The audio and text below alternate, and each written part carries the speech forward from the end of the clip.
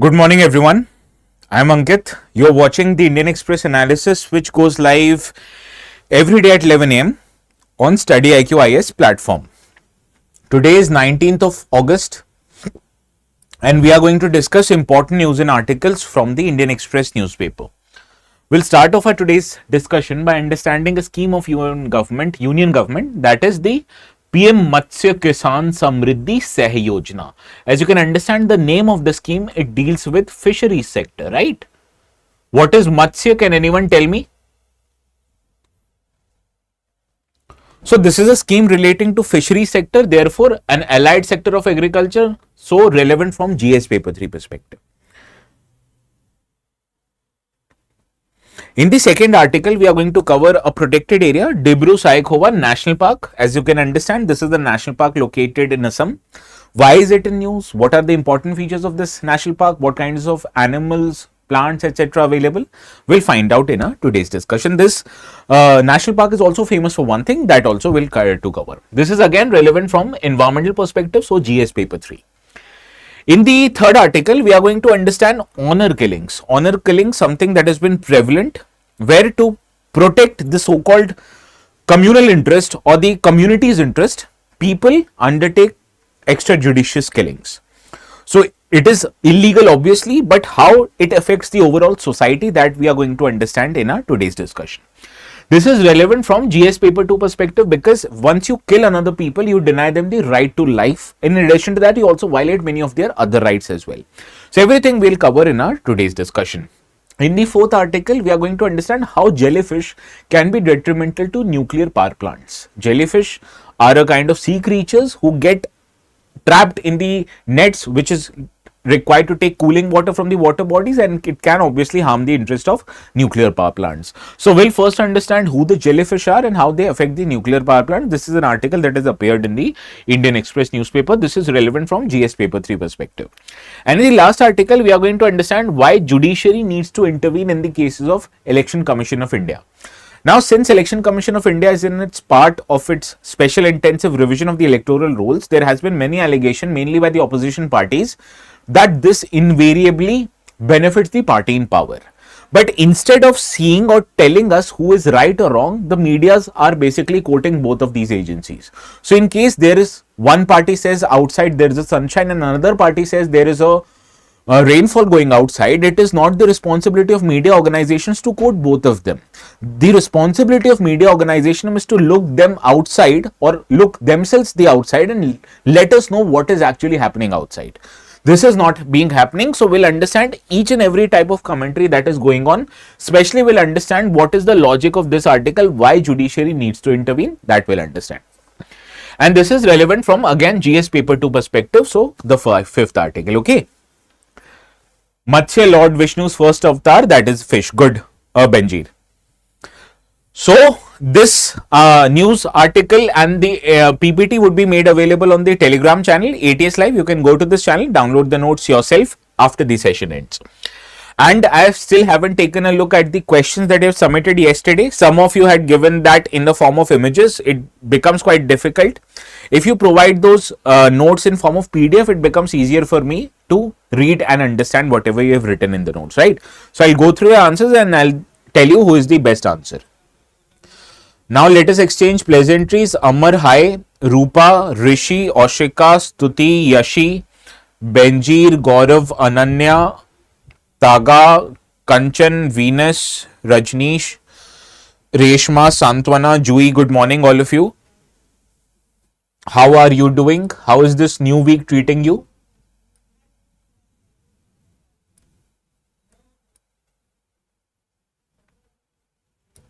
Okay, so let us start with this first article. This article basically talks that in Karaikal, which is in Puducherry, it is in news because it will get its first state-of-the-art fisheries processing cluster, which has been developed under the scheme of Union Government, Pradhan Mantri Matsya Sampada Yojana. Specifically, a sub-scheme of this scheme. Okay, so we'll understand what this sub-scheme is. This sub-scheme is called as PM Matsya Kisan Samriddhi Sahyojana. Sahyojana in Hindi is the translation of sub-scheme. Okay. So it is a central sector scheme, a sub-component under the Pradhan Mantri Matsya Sampada Yojana, spanning for 4 different years from financial year 2024 to financial year 2027, and it has a total budget of 6,000 crore rupees. The duration of this is 4 years from 2023 to 2027, and it is applicable nationwide across all the states and union territories. So if the question comes, this scheme is applicable to all states and union territories in India, you know this is a right answer. Okay. Now the funding structure of this scheme, that it is estimated to have an outlay of 6,000 crore rupees, which will be provided through public financing, that is comprising loans from World Bank, from AFD, that is a France Developmental Bank, as well as the GOI or Government of India will also provide. So this funding is not coming exclusively from the union government or from state government, rather from external aiding agencies also. Similarly, 3,000 crore is provided through private sector funding. So this provides a match of both public and private sector funding, and in public funding also funding has been brought from different multilateral developmental institutes like World Bank, etc. Okay. Now the beneficiaries of the scheme, that fish aquaculture farmers, fish workers, vendors who are directly involved in the fisheries value chain, they are the beneficiaries. Micro, small and medium enterprises who undertake in the processing of the fishery sector, startups, self-help groups, societies, cooperatives, all of them, they will get benefits under the scheme. Okay. Now the objectives of the scheme is to formalize the unorganized fishing sector. Now you need to understand, India is one of the major exporters of fisheries and sea products, but the problem with this sector now, that it is an unorganized sector. People participate in the vocation on an individual basis, not on a major or a large scale. So this actually leads to underestimation of the sector. Similarly, the quality of the products that we are looking to manufacture, it is not getting the desired quality. So that is why we have difficulties in exporting them to other countries. Many other countries want the sellers of sea products to have a quality certificate, which you can understand the unorganized sector won't know it or won't be able to get it. So therefore, we need the processing companies to get more aware. We need the processing companies to use better processing facilities so that their products are of higher quality. Not just manufacturing of higher quality products, but certification of that product is also very important, right? So this is looking to formalize the unorganized sector. They will be provided digital identities. They will be provided access to institutional credit, using which they can scale up their businesses, right? In addition to that, it will also provide them one-time incentive for aquaculture farmers. Going forward, we have seen that government is looking to increase the benefit of agricultural and aquaculture farmers. We have already covered Kisan Credit Card previously. So I told you recently, government has also extended the benefit of Kisan Credit Card to farmers or fishermen, right? Similarly, performance-linked grants are also provided to them, which improves the value chain efficiency and creates jobs across fisheries micro enterprises. So once you scale up your business, you are looking to employ more people. So this will lead to creation of more jobs in the economy. Similarly, by enhancing safety and quality assurances, we are ensuring that the quality of food products, they are improved, and they can also be sold in the foreign markets where higher quality products are demanded.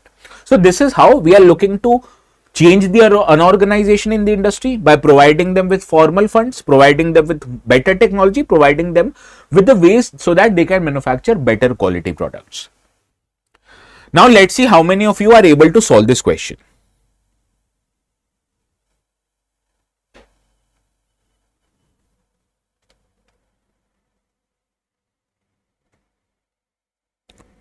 Oh Govind, you live near Sanjay Gandhi National Park in Borivali.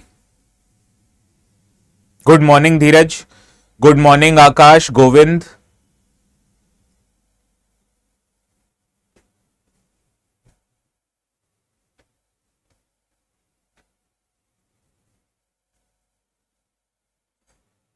ऋषि यशी ढंग से पढ़ते नहीं हो. Is it a centrally sponsored scheme?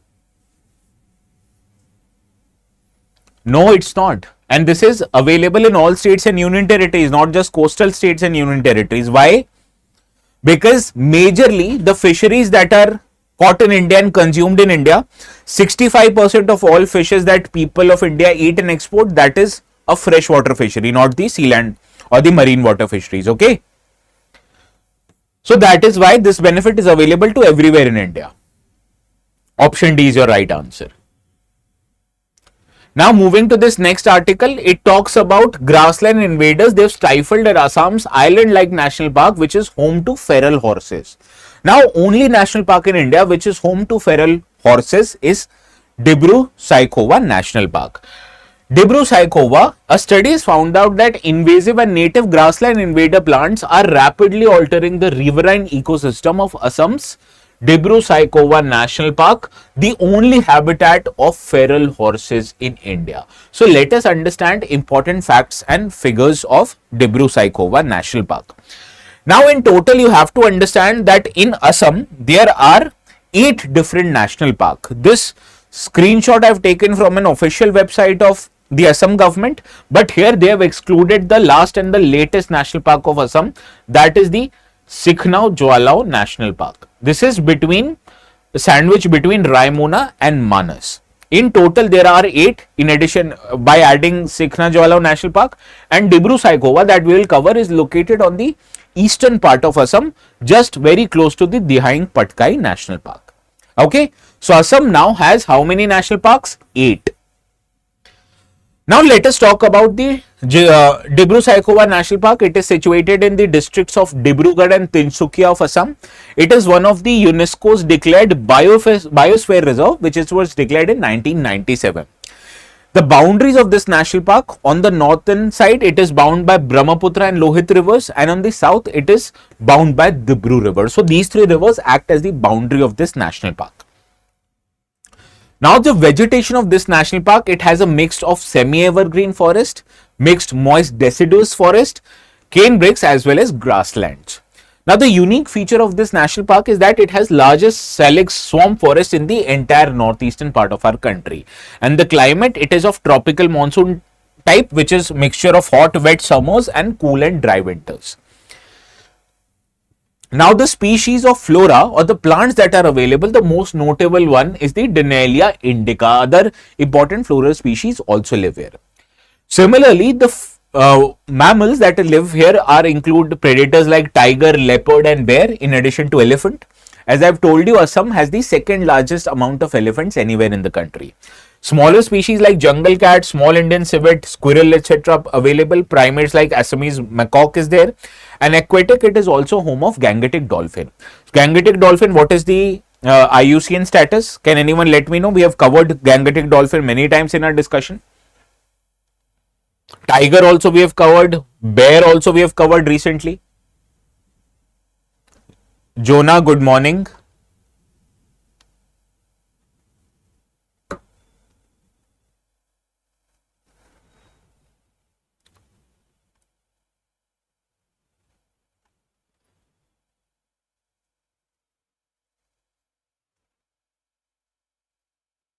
Govind Borivali में कौन सा line आता है? हार्बर लाइन और western line? Western line, right? Yes, endangered. Now, the most important part of Dibru-Saikhowa National Park is that it is the only habitat where feral or wild horses live in India. It is also an important bird area which has presence of more than 382 bird species like greater adjutant stork, lesser adjutant stork and greater crested crab, as well as many other important bird species. Okay. Yes, endangered red list. Good, everyone. Very endangered क्या होता है ऋषि? Endangered. No such thing as very endangered. It is either endangered, critically endangered, vulnerable or least concern. There is no classification called as very endangered. Now solve this question.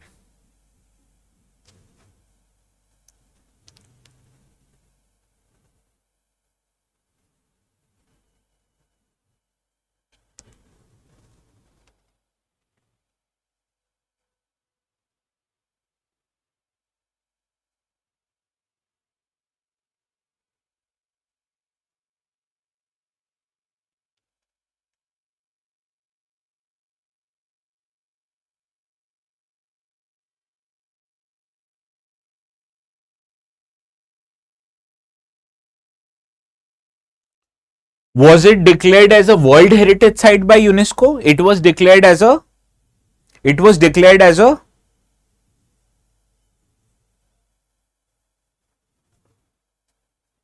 tell me what it was declared by UNESCO.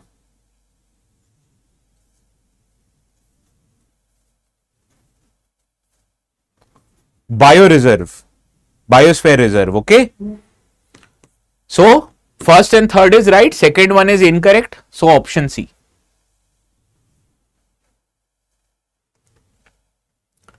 Now let us talk about this article. This article is very important.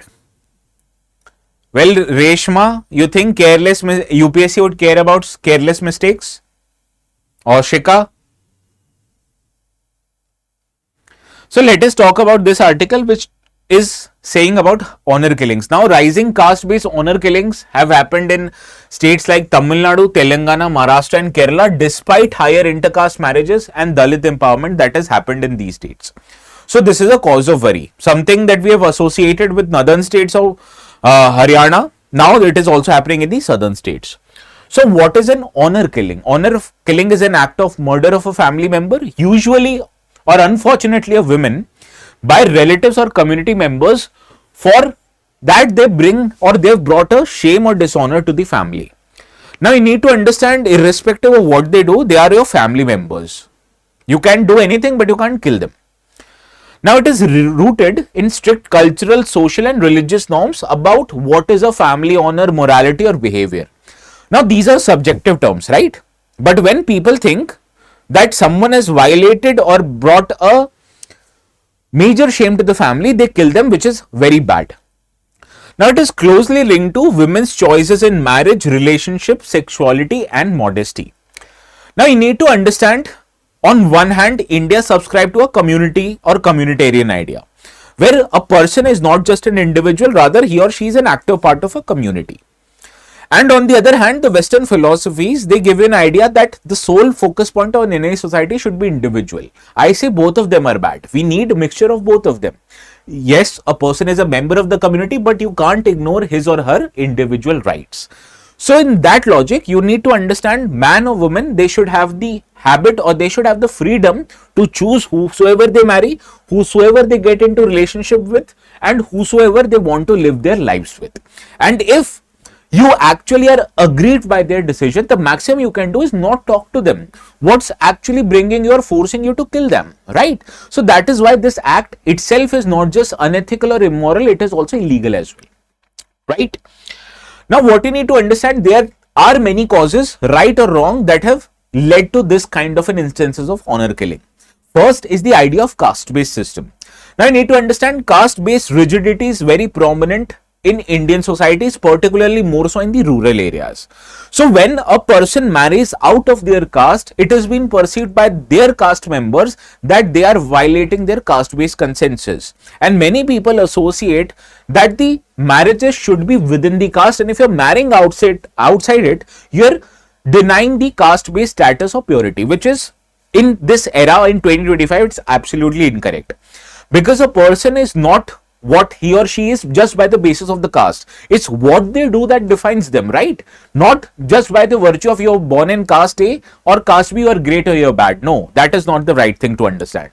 So that is why when people marry outside their caste, then it is being perceived as a loss of their honor.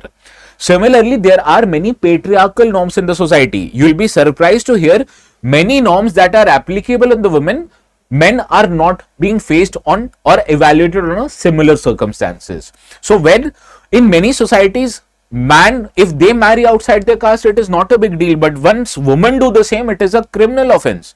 So therefore we see, unfortunately, women in India, they are denied of their autonomy.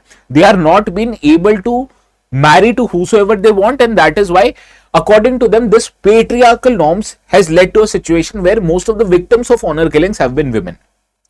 Similarly, there are many informal caste bodies who enforce these kind of directives, like Khap Panchayats of Haryana. So it is quite common for you to ostracize any person who might not follow your conventions, and it is, if not right, it is not actually illegal. But once you actually commit a violence against them, so much so that you kill them, that becomes an illegal offense. Similarly, it is the perceived social status of people that they associated by the virtue of caste is what leads them to participate in this kind of an act. So family honor prioritized over the ideas or rights of an individual, that is why this kind of activities happen. Similarly, as I've told you, there are gender imbalances in the society. For example, in Haryana or in northern states, the sex ratio is very much tilted away from women. So that is why men, they think of women as their own property and do these kind of activities, which is incorrect, right?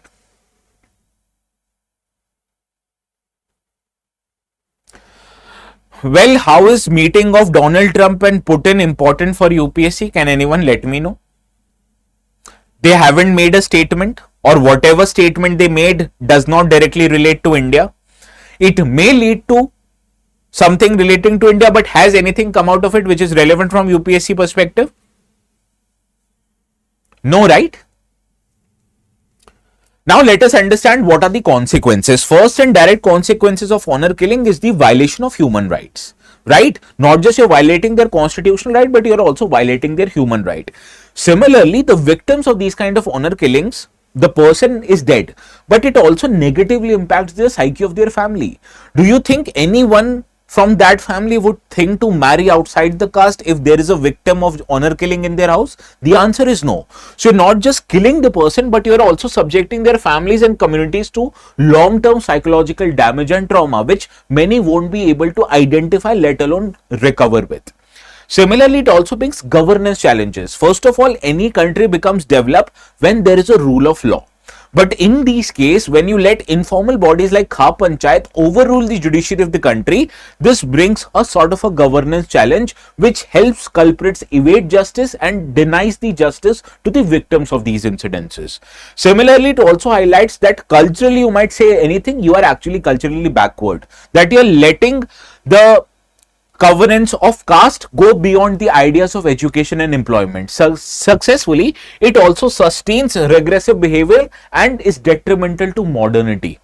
Also, there is an international impact. Do you think if these activities happen in India, it brings good names to us in foreign organizations? The answer is no. It brings bad repute. It brings a shame on Indian society. So if an honor killing is happening in India, not just the victim is affected, but the entire country is affected. Right? So this is the consequence that many people forget about these honor killings. So what are the constitutional aspects that are getting violated? That also becomes important from exams perspective. For example, right to equality. So when you are treating women and men with different criteria or with different objectives, this betrays the right to equality. Similarly, Article 15 prohibits discrimination solely on the basis of caste, gender, etc. So this is also violated. There is problem of untouchability in society. So if you are actually blaming someone for their caste and if you're treating them as untouchable, this directly violates their Article 17. Article 19 gives you this freedom to choose partner and participate in whichever kind of activity that you want. So it is betrayed. Article 19, which gives you right to life and personal liberty, which has also been extended to your right to choose a partner yourself. So this is getting violated. There is an Article 39F of DPSP which ensures that state need to ensure the benefit of children from exploitation and they should be given an opportunity to development. Do you think these kind of honor killings actually let children develop? The answer is no. They would have fear in their mind throughout their life that what if we decide to marry outside our caste, we will be subjected to same act that has happened to many other in the past, right? Now, what does judiciary feel about it? Judiciary in the Lata Singh versus State of UP case termed honor killing as an act of barbarianism. You understand the origin of word barbaric? Does anyone know the meaning or the origin of word barbaric?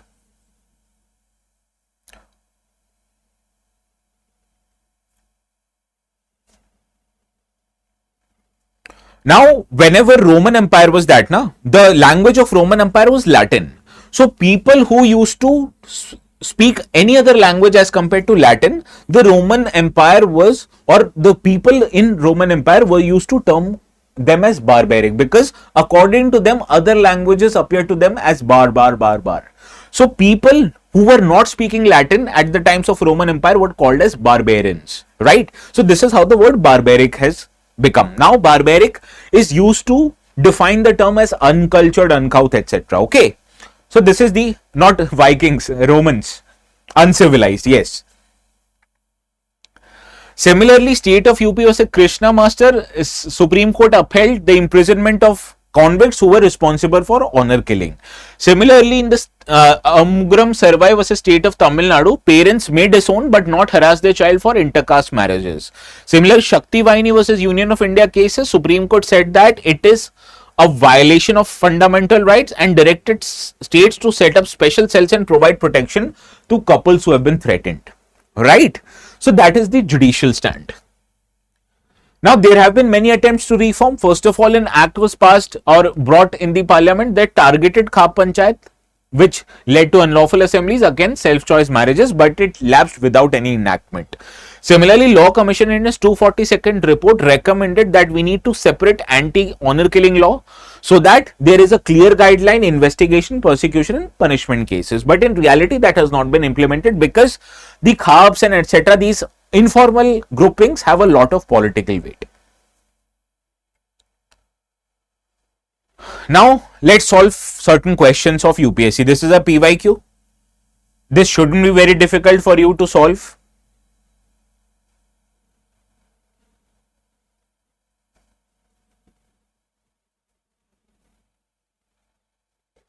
Yes, option B.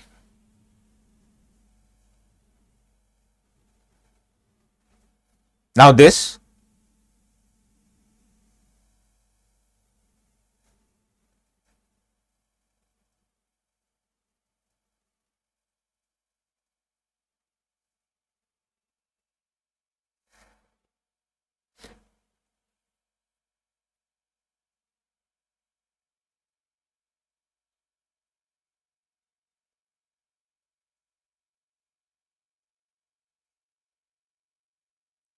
when you're teaching, you're treating any person as untouchable, you're violating their right of equality, right? Because they should be treated as equal, but when you're treating them as untouchable, you're actually violating the right to equality. This question, it is talking about right against exploitation.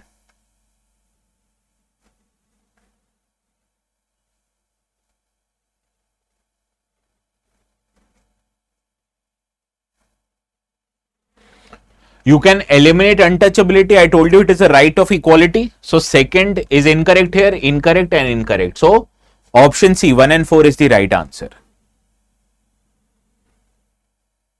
Right against exploitation is Article 23 and 24.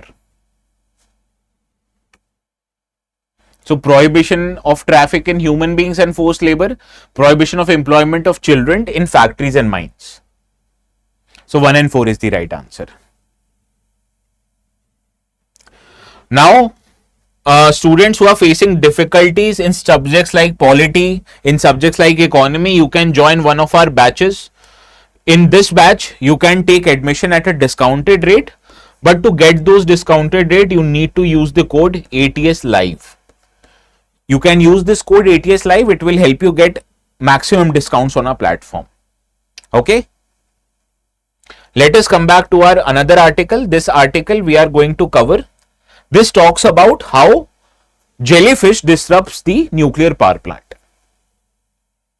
Now, since 1990, several nuclear power plants worldwide have faced shutdowns, and the cause is jellyfish, as they have clogged in the cooling systems, and in recent years the frequency of such disruptions has grown, driven by climate change, marine pollution, which has led to surge in jellyfish population. So how these phenomena lead to jellyfish surge and how it affects nuclear power plants, we'll understand in our today's discussion. Now, do you think these beautiful creatures can affect nuclear power plant? The answer is yes, because I have told you so. Why? Let us understand this. Now, by nature, jellyfish are soft-bodied, spineless marine animals who belong to the family of phylum Cnidaria. Now, they are made of gelatinous umbrella-shaped bell, and they have trailing tentacles which is armed with stinging cells that is used for capturing prey. Right? So, this is the body structure of jellyfish. Now, they reproduce both sexually and asexually, and in favorable conditions, which is warm water, abundant plankton, their populations can multiply rapidly, leading to increase in population. Now, the adaptability is that unlike many other sea creatures, jellyfish can survive in low oxygen and polluted water. So what is the biological criteria that we use to determine the levels of oxygen in a water? That is biological oxygen demand. So as biological oxygen demand of any water body increase, the available oxygen in that water body reduces, and it makes it difficult for the sea creatures to live, but not the jellyfish. They can survive in low oxygen and polluted waters. Therefore, they have an edge in comparison to other marine mammals in the degraded ecosystems. And this is what is happening, right? Now, what you need to understand, how jellyfish disrupt the nuclear power plant. Now, to cool off any power plant, you require large amount of water. So, cooling water requirement is also present in the nuclear power plant, where wherever the nuclear power plant is, water is drawn from a nearby water body. It may be sea, it may be rivers. And these waters are provided to the cooling reactors, turbines and condensers so that their temperature stays controlled. Now the intake water pipe, which is laid down in the water body, draws millions of gallons of water per minute, and to filter out the sea creatures, there are installed facilities there. But what happens in those screening areas, one jellyfish gets stuck, it leads to lesser capacity of the pipe to draw the water. So massive bloom near the coastal nuclear plants, millions of jellyfish, they can get sucked into the intake pipes and they get clog the screens within minutes, blocking the water flow. So this is how the flow of water is not as much as that you require to cool off a nuclear power plant. And you understand this can be quite detrimental to the working of the nuclear power plant, because reduced cooling water supply raises the risk of overheating, and critical components like turbines, like condensers, they may get damaged. And to avoid these accidents, the nuclear operators have no other option but to shut down the plant completely. Have you seen Chernobyl? Has anyone seen Chernobyl? Where are you traveling, Shashmita? Hearing you all, I also want to travel. I haven't traveled in a long time.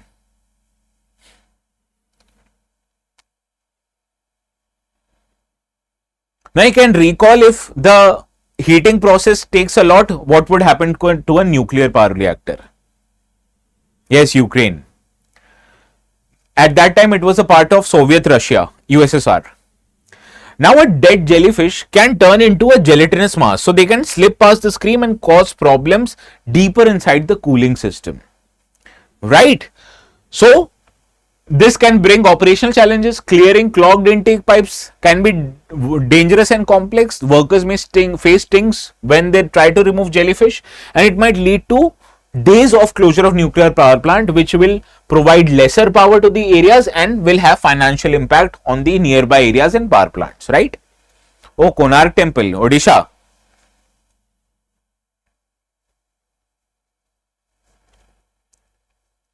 Now, why are these incidences rising? First of all, due to climate change, the temperatures of water are increasing, which is increasing the presence of plankton, and it is this plankton that the jellyfish eat. So it extends their breeding season and multiplies their number. Similarly, there are lesser predators who used to eat jellyfish like fishes, etc., turtles.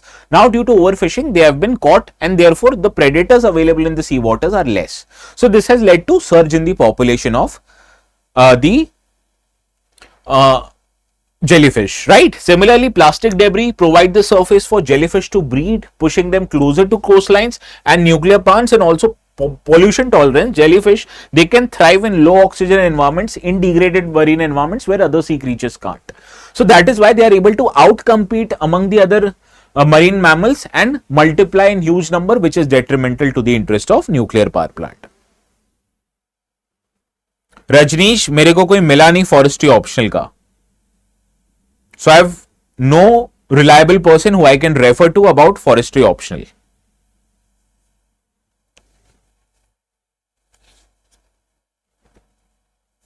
Now solve this question.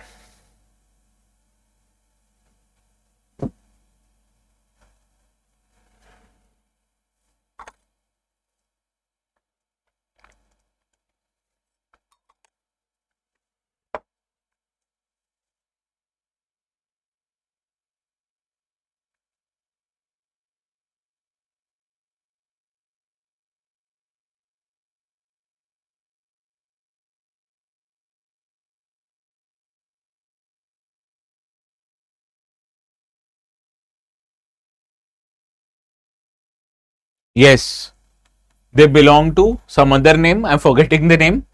And this is also right. They are highly sensitive. They are not so sensitive to polluted and low oxygen water. So it does not restrict their distribution.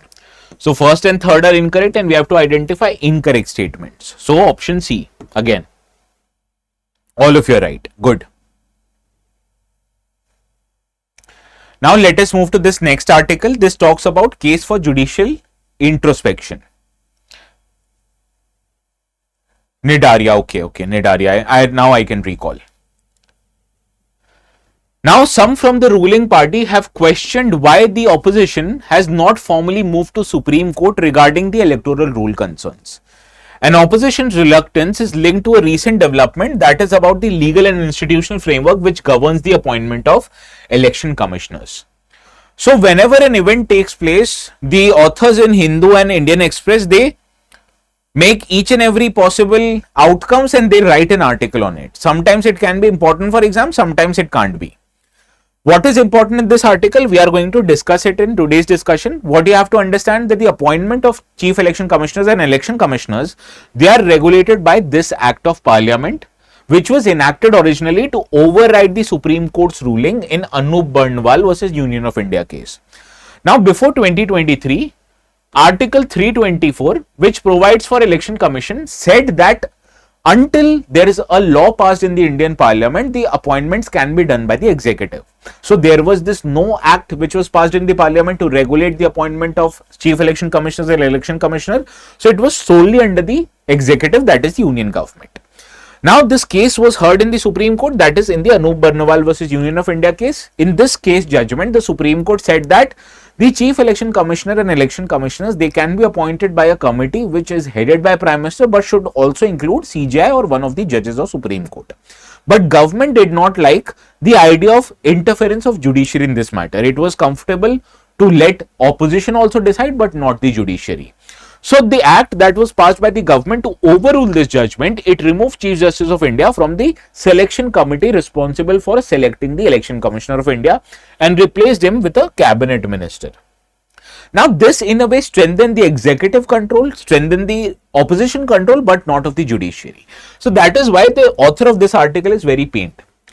Now this act was legally challenged through the multiple petitions, but Supreme Court in their petitions have disposed of these petitions and have refused to interfere in this matter because the validity of this statute, because it has been passed in the Indian Parliament. And as a result, the Lok Sabha elections and its subsequent assembly polls after 2024, they have happened under the ECI who has been nominated due to the 2023 Act. Okay. So this is the judicial development that we have to talk about. Now, why this author is pained? It is because in Anup Barnwal, the Constitution bench has stressed that to make appointments to the Election Commission of India, the executive control or exclusive executive control is detrimental to the process of free and fair election. So this judgment recognized that a pliant ECI who is amenable to the interest of government may tilt democracy in a bad way. And by not staying the 2023 law, the author feels that Supreme Court has effectively weakened its own precedent and has allowed ECI to rule or function under the thumb of executive. Right? Now, what is the way forward that this committee is suggesting? This committee is suggesting that you need to reinstate the Barnwal principle, that is by including CJI in the selection process of the Election Commission of India.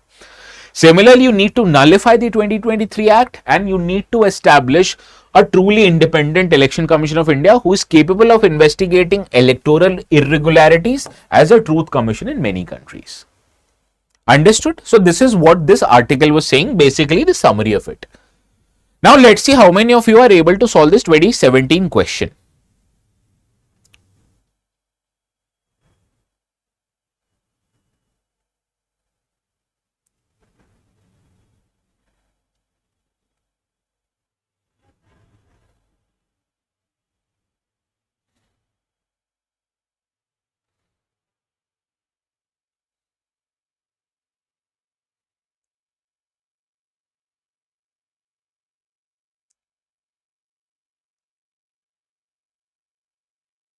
Is Election Commission of India 5-member body? Incorrect. It is a 3-member body. Who decides on election schedule? It is the Election Commission of India, not the Home Ministry. So second also is incorrect. Election Commission of India resolved the dispute relating to split and merger of recognized political party. This is right. So option D is your right answer. So this brings an end to our today's short session. You can download the notes immediately after the class ends on this Telegram channel, and we'll see each other again hopefully tomorrow at the same time at 11 a.m. Okay. So have a good day, all of you. And do not forget to like this video, please.